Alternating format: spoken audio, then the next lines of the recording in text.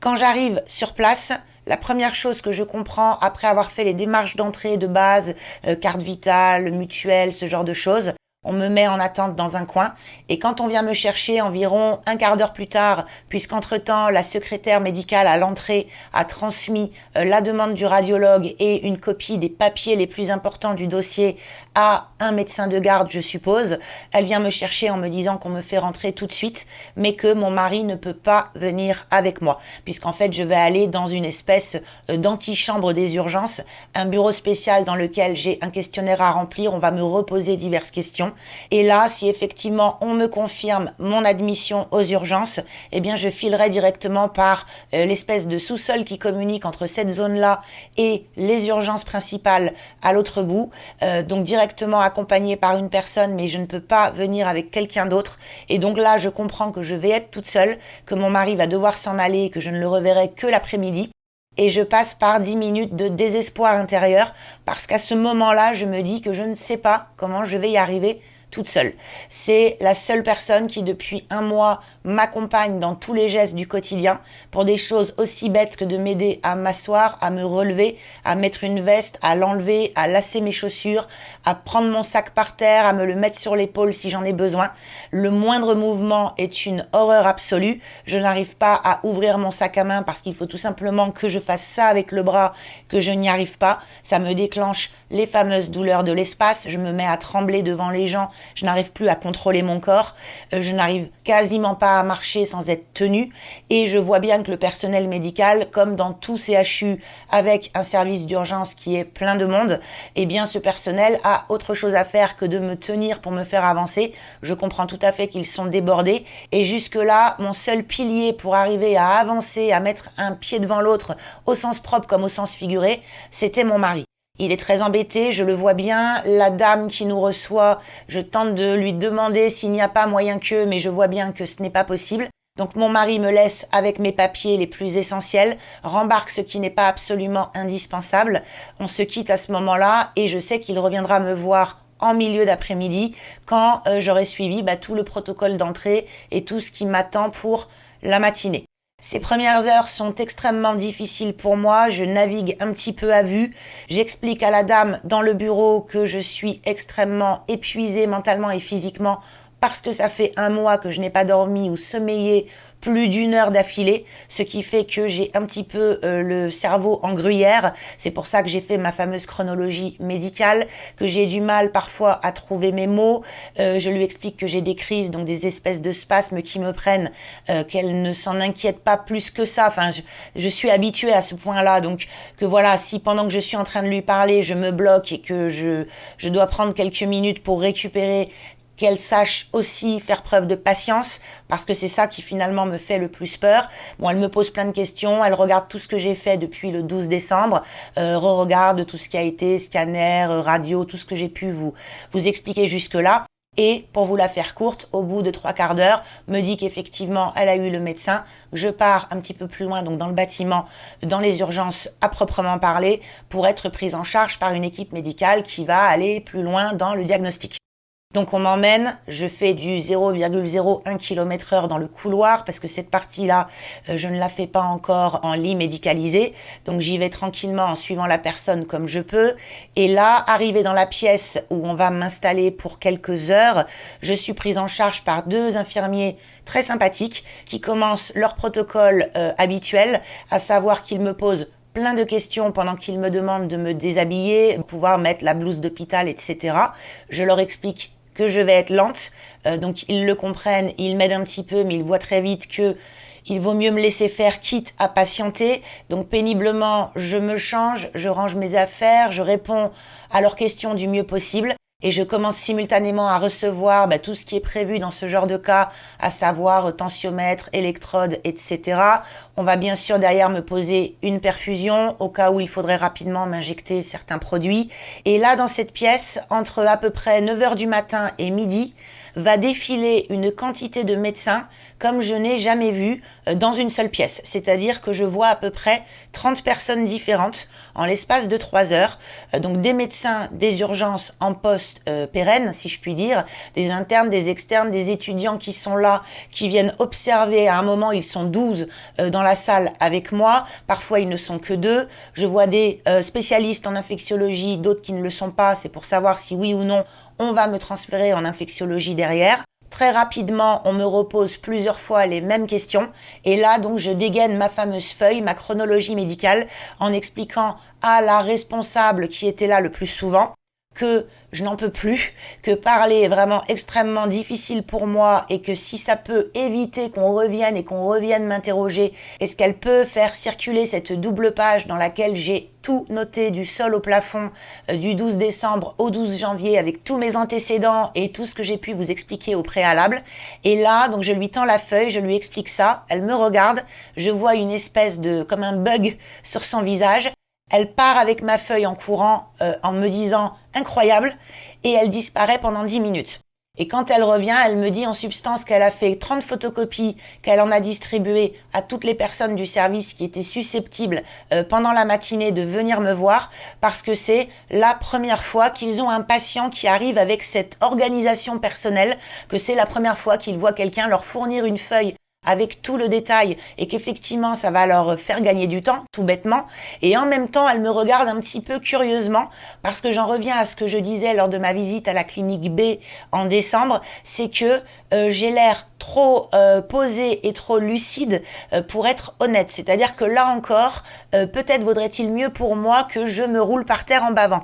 Le fait que je sois à peu près structurée dans mon propos, même si elle voit bien que j'ai du mal par moment à trouver mes mots, mes idées et que je suis blanche comme un cachet d'aspirine et que je tremble de partout, mais elle voit bien quand même que je suis très posée et que je ne ressemble pas manifestement à un patient typique qui arrive dans son service.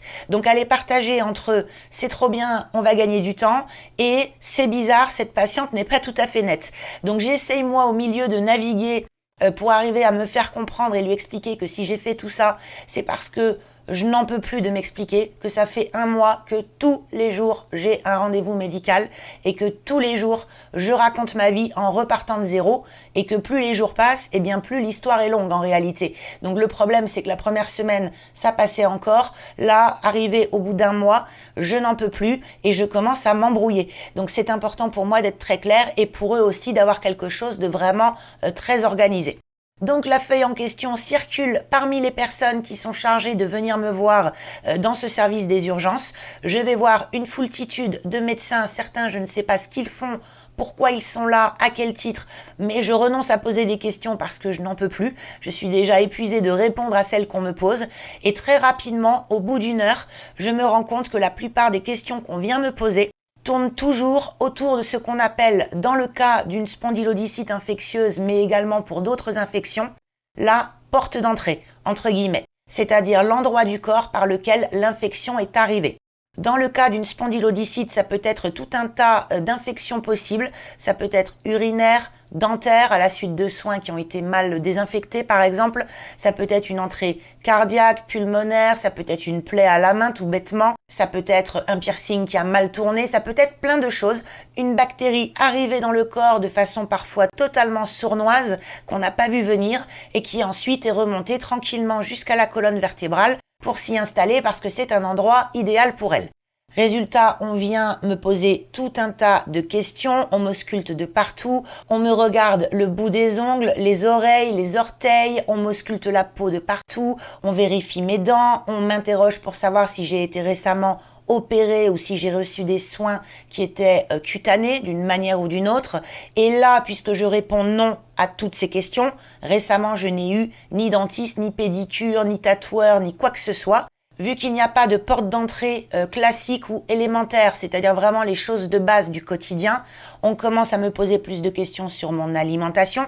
Éventuellement, est-ce que j'ai consommé récemment des choses un peu exotiques et bizarres? Ce qui n'est pas mon cas, je suis une créature d'habitude également en ce qui concerne mon alimentation. Et vu que je suis en jeûne intermittent permanent depuis 1 an à ce moment-là, Je ne fais qu'un repas par jour le soir, repas à la maison qui est strictement encadré. C'est mon mari qui cuisine et je sais exactement ce que je mange. Je ne suis pas allée au restaurant récemment ou quoi que ce soit de bizarre. Mes habitudes n'ont pas été chamboulées. J'explique tout ça comme je le peux en disant que je n'ai rien modifié dans mes routines récemment et que je ne vois pas au niveau alimentaire, sauf une bactérie cachée bien évidemment dans un produit, mais ça je ne peux pas le contrôler. Mais non, je n'ai vraiment rien consommé d'extraordinaire vers fin novembre, puisque c'est à peu près à cet endroit du calendrier qu'on estime que l'infection s'est produite, et qu'en dehors d'une possible infection urinaire dont on aurait eu la fin des traces au moment où je suis allée chez SOS Médecins quelques semaines plus tard, bien en dehors de ça, je ne vois pas grand-chose. Il ne s'est rien produit dans ma vie à ce moment-là, c'était d'une banalité absolue. Et là, à partir de ce moment-là, les médecins du service commencent à me poser en désespoir de cause des questions un peu plus étranges comme « Avez-vous touché une chèvre, une vache ou un cochon dans la période concernée ?» Donc je comprends rapidement qu'ils essayent de faire le lien entre le début de l'infection et une mise en contact avec des éléments non familiers. Donc j'explique que non, j'ai un chat et un chien et les mêmes depuis des années. Je suis extrêmement ennuyeuse, je ne sors pas beaucoup de mon bureau, je suis restée chez moi, je n'ai pas voyagé, même pas pour aller à 20 km de Toulouse.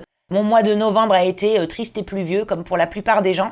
Et donc, je ne sais pas quoi leur dire et je vois que ça les embête. Ils cherchent, ils reviennent. Et vu qu'ils ne se passent pas tous bien le mot entre eux, eh bien, on vient me reposer plusieurs fois la même question parce que l'information n'a pas circulé. Donc, j'ai dû répondre au moins 4 fois au fait que non, je n'avais pas touché ni vache, ni chèvre, ni cochon, ni autre animal de la ferme, voire plus exotique, que non, vraiment, il ne s'est absolument rien produit.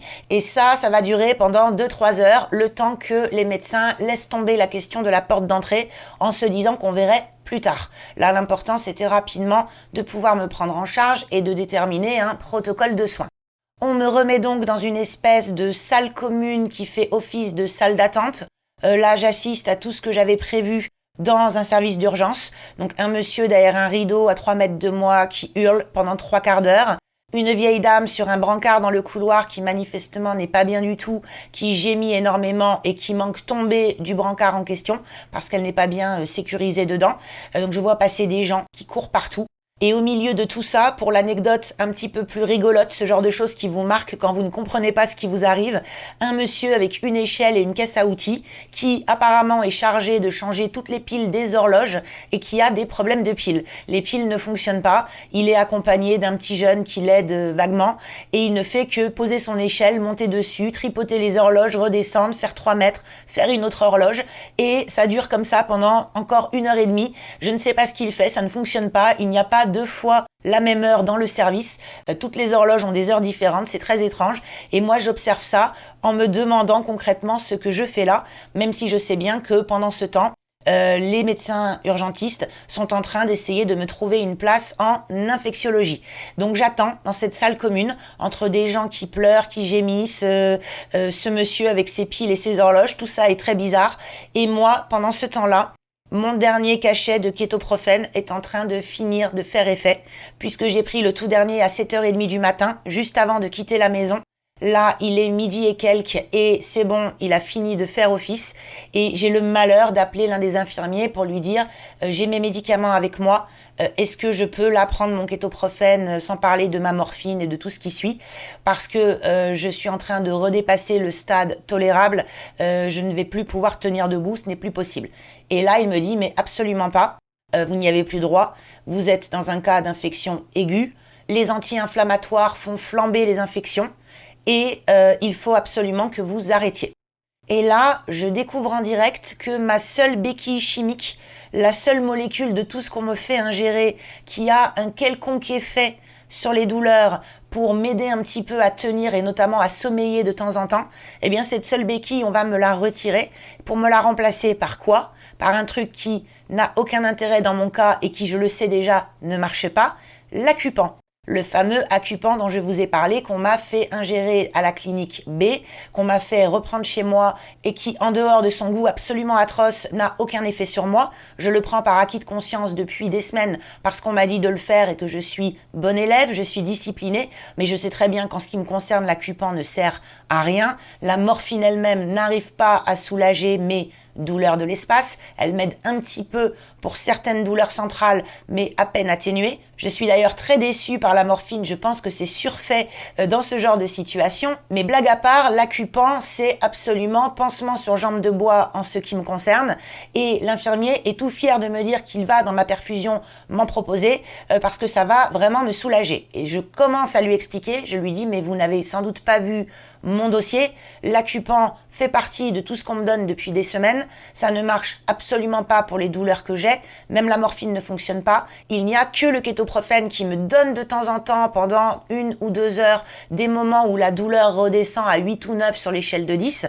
Et ce sont accessoirement les moments où je peux un tout petit peu sommeiller pendant quelques minutes ou aller aux toilettes, ce qui est quand même pour moi la base de la base. Et je lui dis, si vous m'enlevez ça, je n'y arriverai pas. Et il me dit, je suis désolé, ordre du médecin, plus de kétoprophène pour vous, Acupan et 2-3 autres trucs et on verra cet après-midi. Et là, j'attends. Je descends du brancard parce que je me rends compte que si j'attends trop, je ne pourrai plus en émerger. Je me remets debout le long du brancard en couchant la partie supérieure de mon corps sur le matelas pour essayer de me tenir un petit peu comme ça, arriver à souffler et à attendre. Et j'attends pendant 3 heures jusqu'à 15 heures qu'une gentille aide-soignante vienne me voir pour me dire « Je viens d'arriver à obtenir une place en infectiologie, on monte dans 3 quarts d'heure. » Ils sont en train de préparer la chambre. Moi, j'acquiesce de la tête, je n'ai plus les moyens techniques de toute façon de parler ou de faire quoi que ce soit. Et vers 15h30, 15h45, on me monte en infectiologie, qui est le service où je vais rester 12 jours.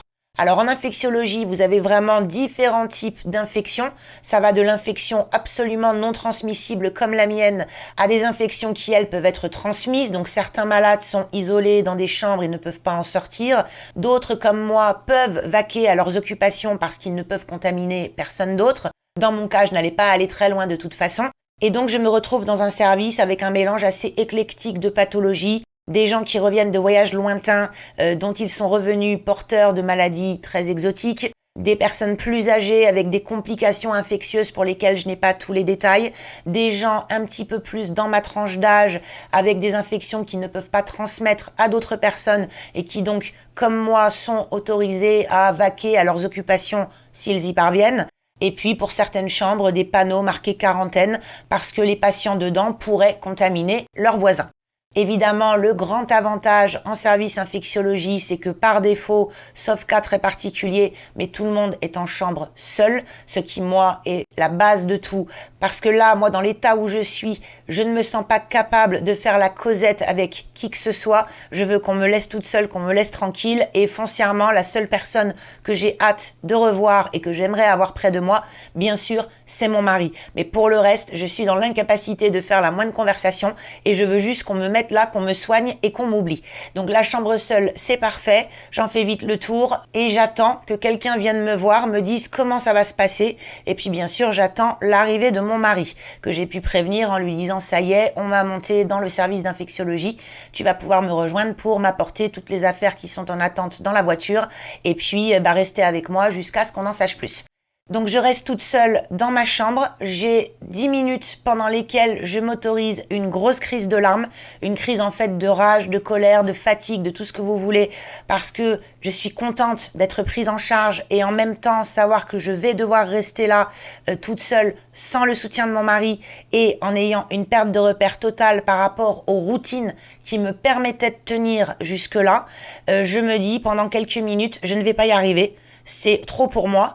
Et en même temps, j'ai ma petite voix intérieure, ma petite voix marche ou crève, celle qui me tient habituellement chaque fois que j'ai des problèmes dans la vie, qui me dit « Tu as 5 minutes, vas-y, libère-toi, pleure un bon coup et après, tais-toi ». Tu ne peux pas te payer le luxe de gémir et de t'apitoyer sur ton sort.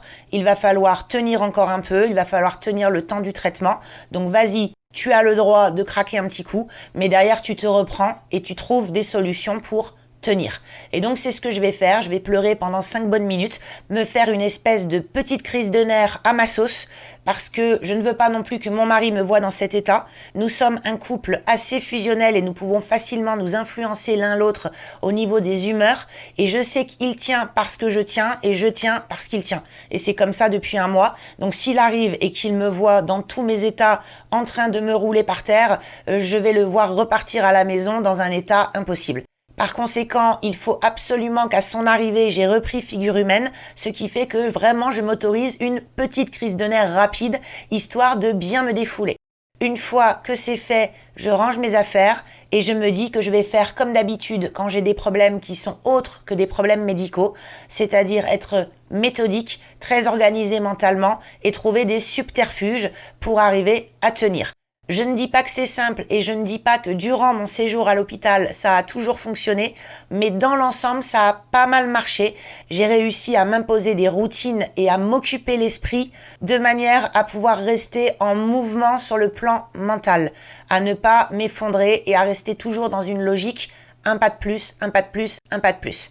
Et ça, je pense que ça m'a aidé. Ça correspond à ma manière de fonctionner dans la vie de tous les jours, dans le travail en particulier, quand je me retrouve avec une tonne de choses sur la tête et que je me dis mon Dieu, j'ai tout envie d'envoyer bouler, mais le fait de tout découper, de tout organiser par mini-étapes, en me disant tu en fais une, puis encore une, puis encore une, puis encore une, et ça dure comme ça devient comme une litanie, au bout du bout, j'arrive à accomplir à peu près tous mes objectifs de cette manière-là.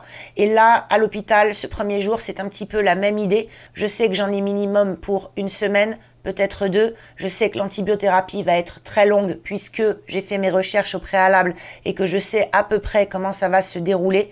Je sais que les douleurs vont être persistantes pendant encore pas mal de temps et que maintenant que je n'ai plus le kétoprophène, ça va être d'autant plus difficile. Donc il me faut une discipline mentale pour arriver à supporter tout ça, parce qu'autrement je vais tout me prendre en pleine figure et je vais simplement m'effondrer. Ce que je me refuse de faire, en tout cas au moment où j'ai cette discussion avec moi-même.